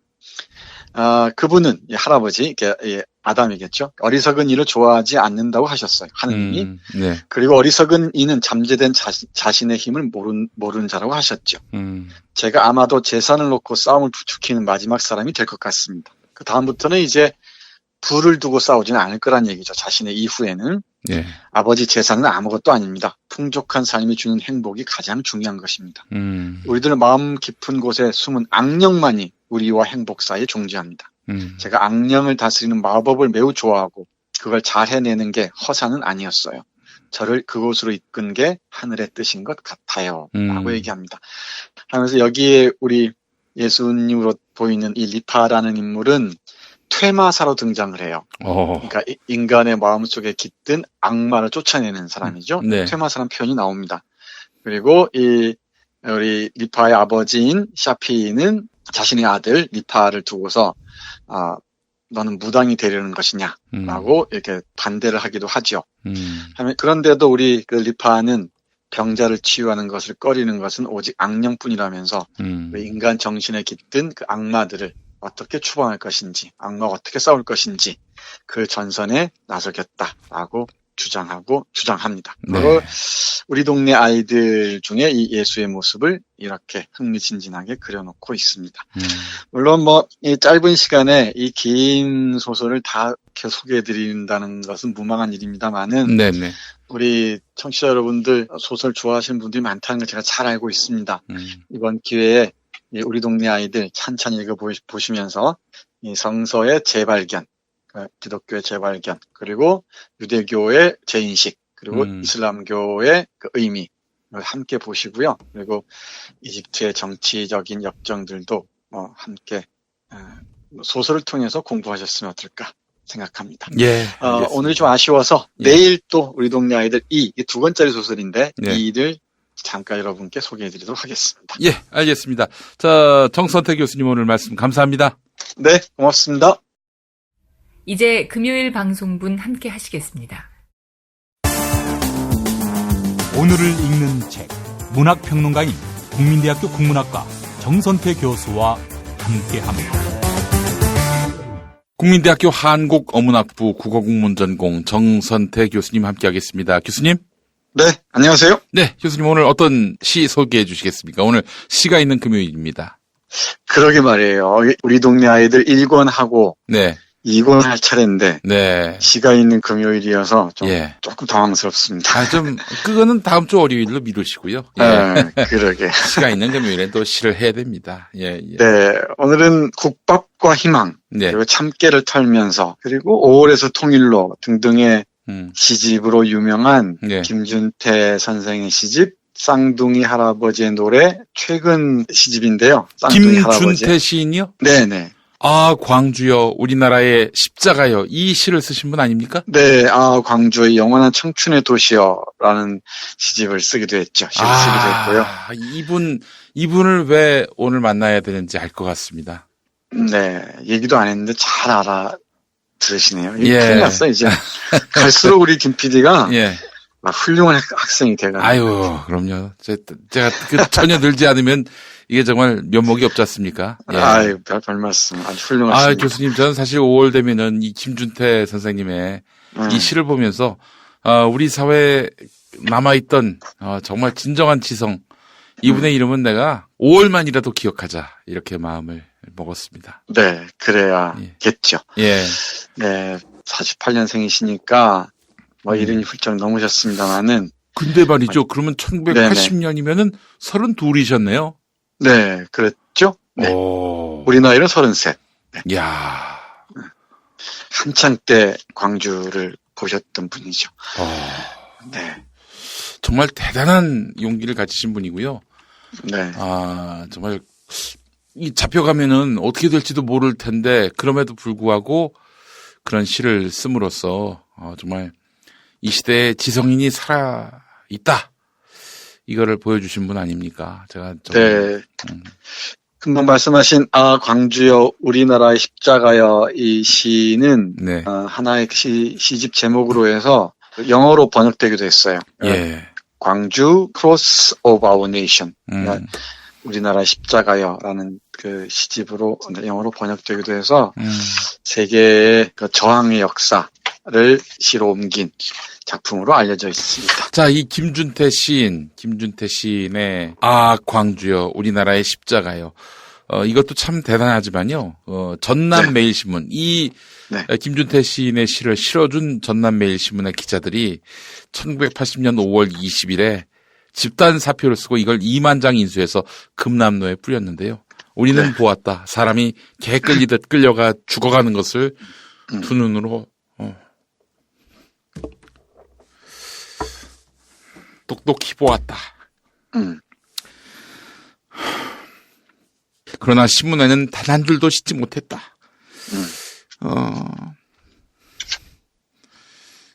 우리는 부끄러워서 붓을 놓는다. 이러면서 기자들이 이렇게 사표를 쓴 내용을 인수해서 금남로에 뿌렸는데, 저는 이 시를 보면서 이것도 시죠, 일종의 이 사표도 시인데, 그렇죠. 이 진짜 우리 시대 마지막 언론인들이 아닌가. 편집국 자체가 지사들이 모여있는 공동체로서 마지막 공동체를 이룬 곳이 전남매일 편집국이 아닌가. 그렇게 생각을 했습니다. 네, 그 전남매일 편집국의 그 저항이 없었다면은 아마 광주가 제대로 알려지지도 않았을지도 몰라요. 네. 네, 근데 우리 시대의 기레기들이 정말 조금은 좀 눈여겨볼 필요가 있는데 관심이 없는 모양입니다. 그런 데는. 네, 그런 시인입니다. 그런 세월을 헤쳐왔고요. 그리고 그런 김준태 시인은 광주에서 머무는 게 아니고 한국의 질곡의 역사와 더불어서 미래, 통일에 이르기까지, 남북 화해에 이르기까지 이를 아우르는 그런 시들을 쭉 쓰고 있습니다. 예. 어제 뉴스에 또 북한이 발사체를 쏘았다고 하잖아요. 단거리 미사일이라고 추정된다고 하는데, 저는 어떤 의도인지는 알 것 같은데, 그게 왜 북한이 그렇게 하는지 알 것 같은데, 한국에서는, 또 남쪽에서는 무슨 또 온갖 험악한 말들이 오갈지, 상상하면은 남북 화해의 길이 참 멀구나 싶어요. 그야말로 이 반동의 기운은 늘 북한에 대한 적대를 먹고 살지 않습니까? 예. 조금만의 그 틈만 보이면 어떻게든지 적대와 증오감을 확산하려고 몸부림치는 세력들이 있습니다. 그걸 해치고 우리가 가야 할 길 뚜벅뚜벅 어떻게 갈지 또 새삼스럽게 생각하게 되는데요. 그럴 때 우리 김준태 시인의 시 한 편 읽으시면 힘이 날지도 모르겠습니다. 오늘 소개해드릴 시집의 제목이 쌍둥이 할아버지의 노래라고 했어요. 예. 쌍둥이 할아버지의 노래, 이 표제작이 되는 이 시가 참 재밌습니다. 짧으니까 먼저 읽고 시작하죠. 쌍둥이 할아버지의 노래입니다. 쌍둥이를 두는 할아버지가 있어요. 예. 우리 김 PD가 나중에 쌍둥이를 두면 어쩔지 모르겠어요. 하늘이가 쌍둥이를 낳으면은 그 둘을 업고 어떻게 할지 한 놈만 업어주고 주겠습니까? 아니 뭐 한 놈은 저기 팽개치고 가겠습니까? 어떻게 할 것 같아요? 예. 그 상상하시면 참 어렵지 않습니다. 네. 한 놈을 업어주니 또 한 놈이 자기도 업어주라고 운다. 그래, 에라 모르겠다. 두 놈을 같이 업어주니 두 놈이 같이 기분 좋아라 웃는다. 남과 북도 그랬으면 좋겠다. 이런 시입니다.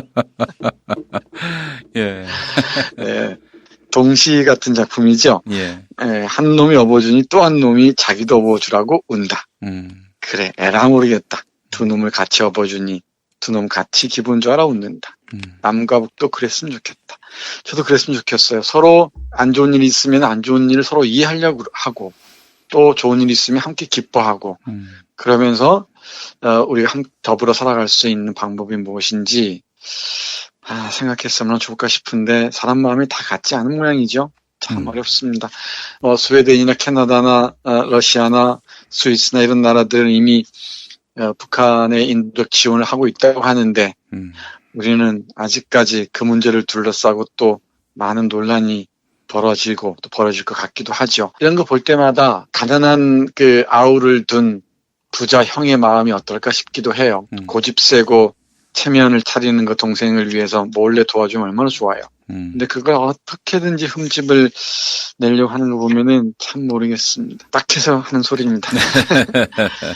그 다음 시 한 편 더 올게요. 예. 혹시 우리 김 PD 줄탁동시 이런 그 사자성어 들어보셨습니까? 아유, 그럼요. 많이 들어봤죠. 네. 안팎에서 협동 해야 뭔가가 된다. 뭐 이런 얘기 아닙니까? 그렇죠. 예. 어미는 밖에서 이렇게 도와주고 안에서는 또 새끼들이 그 병아리들이 깨고 나오고 해야 뭐가 된다는 얘기죠. 맞습니다. 그게 이제 우리 상황에 맞는 얘기 같습니다.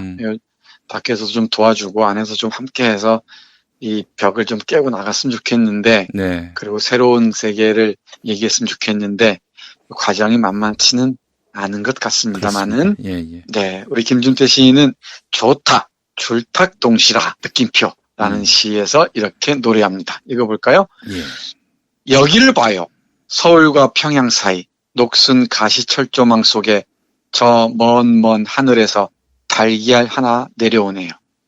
70년을 피와 눈물로 품은 젖은 흰옷으로 닦아낸 배달 결례의 둥근 달걀 하나.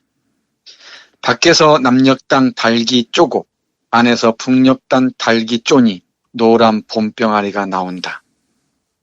둥근 달걀 하나에서 7,500만 마리 병아리가 오종종 걸어 나온다.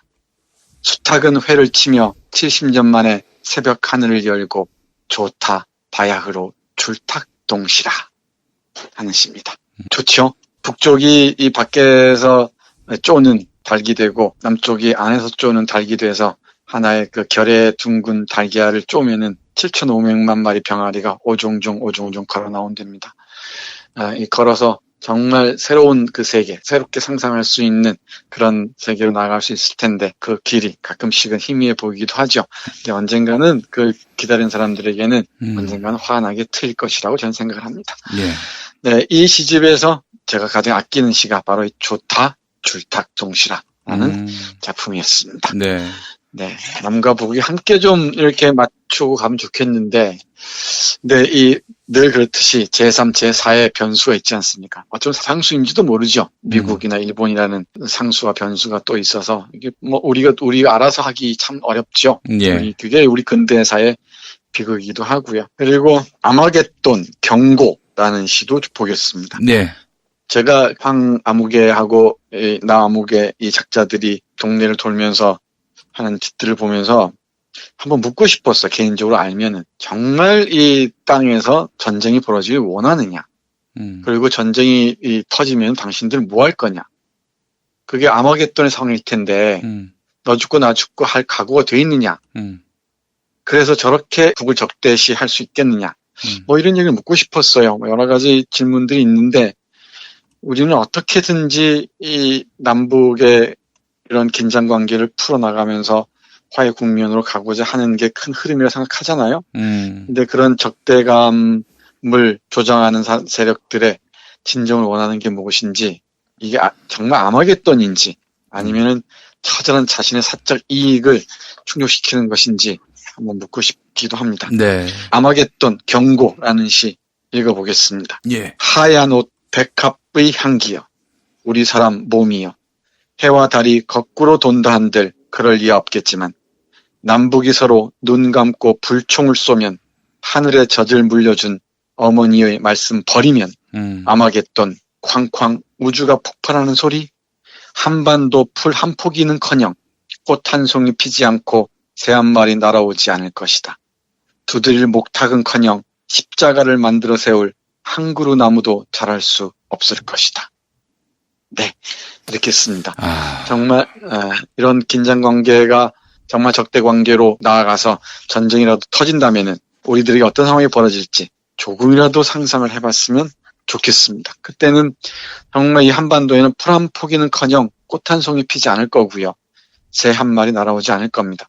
그리고 두들린 목탁은커녕 십자가를 만들어 세울 한 그루 나무도 자랄 수 없을 것이 분명하죠. 그리고 저들이 저렇게 목소리 높이 외쳐서 헛소리 해대고 거짓소리 해댈 그 장도 다 사라져 버릴 겁니다. 네, 이런 시가 있고요.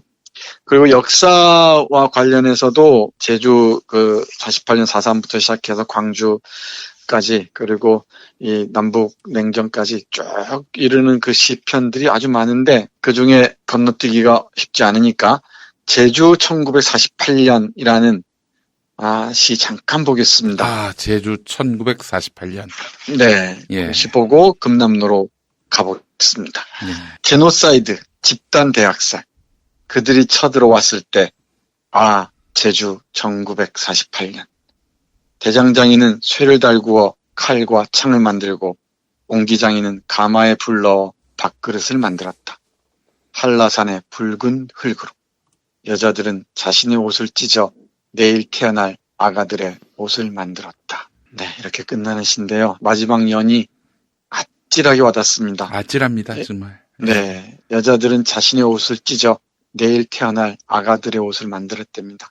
그 4.3 관련한 그림 중에서 네, 죽은 어머니 시신에서 네. 어린아이가 그 네, 시신이 젖을 빨고 있는, 된 네. 어머니의 젖을 빠는 그 작품이 있죠. 네. 이제 조상 선조가 돼버렸는데 그 1948년을 살아낸 그 기억들을 살아낸 어머니들이 아버지들도 크게 다르지 않을 겁니다만은 자신들의 옷을 찢어 내일 태어날 아가들의 옷을 만들었답니다. 그 어머니들이 당신의 옷을 찢어서 만든 옷들을 지금 우리가 입는 거예요. 입고 있는 거예요, 사실은. 우리가 이렇게 화려해 보이고 비단 옷 입고 있는 것처럼 보이지만은 정작 우리의 그 옷을 다 벗겨보면은 그 피부 아래에는 이런 찢긴 옷들이 그대로 남아있을지 모르겠습니다. 상처처럼 말이죠.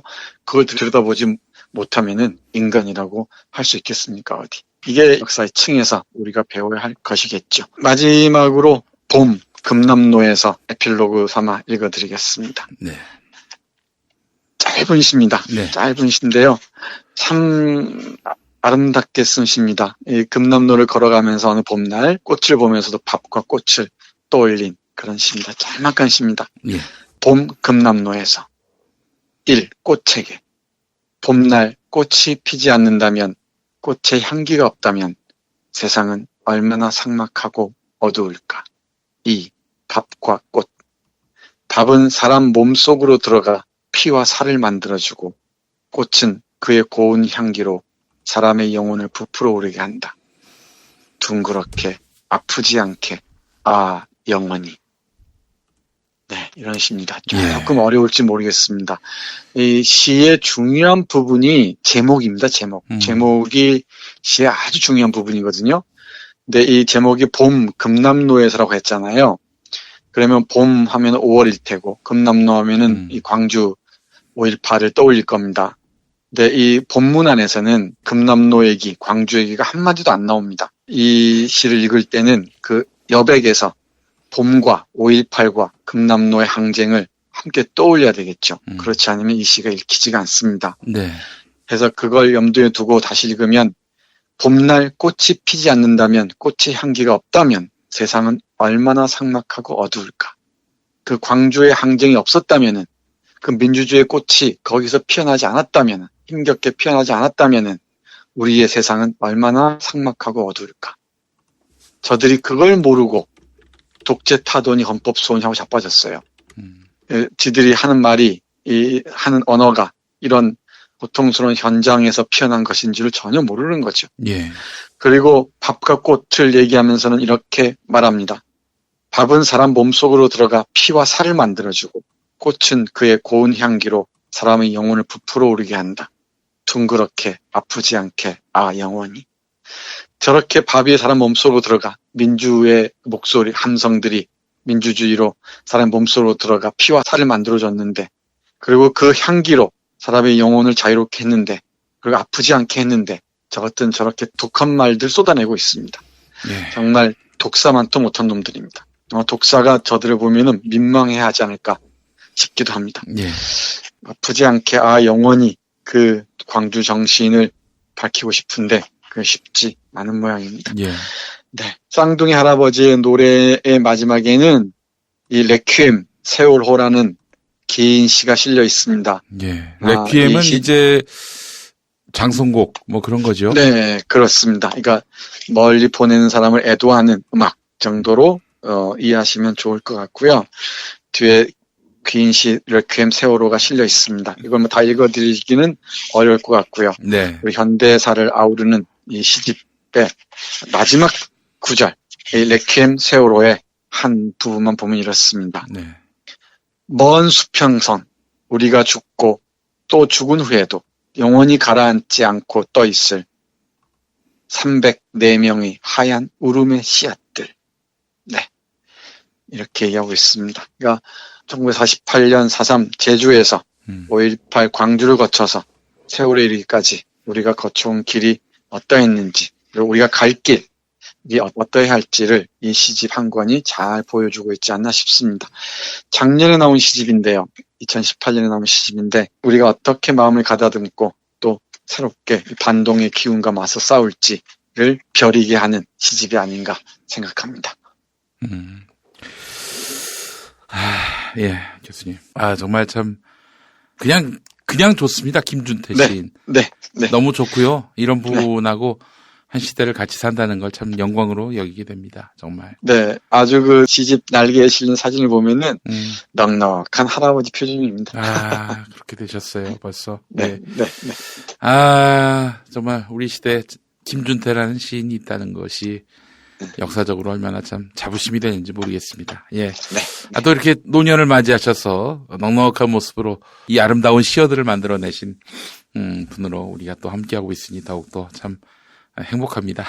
네. 근데 노년이라 그러면은 김준태 시인은 별로 달가워하지 않으실걸요? 그러실까요? 그럼 내일 모레가 70이신데 70이 넘으셨는데. 넘었죠. 지금 72입니다. 우리 나이로.